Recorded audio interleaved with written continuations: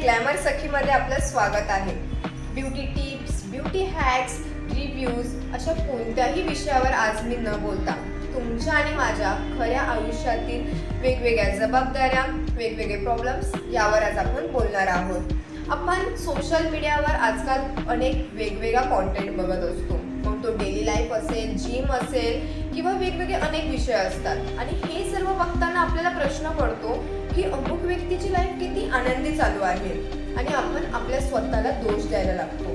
पण नाही मैत्रिणींनो, असं नाहीये. सोशल मीडियावर येणारी प्रत्येक गोष्ट ही 100% खरी नसते.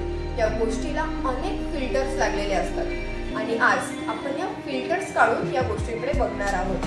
तुम्हाला आठवतंय का, तुम्ही स्वतःसाठी वेळ शेवटचा कधी दिला होता? याचं उत्तर तुम्ही तुमच्या मनाला किंवा मला कमेंटमध्ये कळवा. रोजच्या जबाबदाऱ्या, रोजची धावपळ आणि अनेक कामं यामध्ये आपण आपल्या स्वतःला वेळ द्यायचा नेहमी विसरून जातो आणि सुरुवात होते ते म्हणजे हेल्थ इश्यूजला. सध्याच्या घडीला PCOD आणि PCOSचे प्रकार अनेक वाढलेले आहेत. प्रत्येक 10 मधल्या 6 स्त्रियांना PCOD किंवा PCOS असतो. याचं कारण काय आहे किंवा असं का होत आहे याचा कधी विचार केलाय का? पूर्वीच्या काळी स्त्रियांना हे प्रॉब्लेम होत नव्हते. का? तर त्यांच्या वेगवेगळ्या कामांमधून त्यांची एक्सरसाइज होत होती. मग ते कपडे धुणं असो, पाणी भरणं असो, शेतातली कामं असो, स्वयंपाक अशा विविध कामांमुळे त्यांची डेली एक्सरसाइज होत होती. त्याचबरोबर त्यांच्या आहारामध्ये पौष्टिक आहार होता. कोणतेही केमिकल्स नाही, कलर्स नाही किंवा भेसळ नाही. परंतु आत्ताच्या घडीला आपल्यासोबत पूर्णतः याच्या विरुद्ध होत आहे. आणि जरी आपली एक्सरसाइज होत असली तरी आपली मेंटल हेल्थ ही अनस्टेबल असते. वेगवेगळ्या जबाबदाऱ्या, त्या जबाबदाऱ्यांचे विचार आणि ओव्हर थिंकिंग कंटिन्यू आपल्या डोक्यामध्ये चालू असतं. मग काय करायचं? हे सगळं सोडून द्यायचं का? तर नाही, स्वतःला वेळ द्यायचा.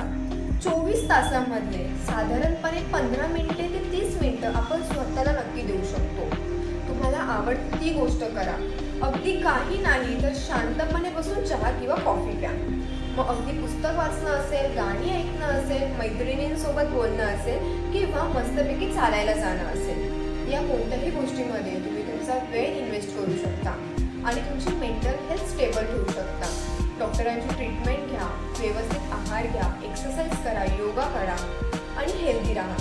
वुमनने परफेक्ट राहणं गरजेचं नाही, वुमनने हेल्दी राहणं गरजेचं आहे. स्वतःकडे आणि कुटुंबाकडे देखील लक्ष देता येणं गरजेचं आहे. असेच वेगवेगळे व्हिडिओ मी नेहमी तुमच्यासाठी घेऊन येत राहील. तर चॅनलला लाईक, शेअर आणि सबस्क्राईब करायला विसरू नका.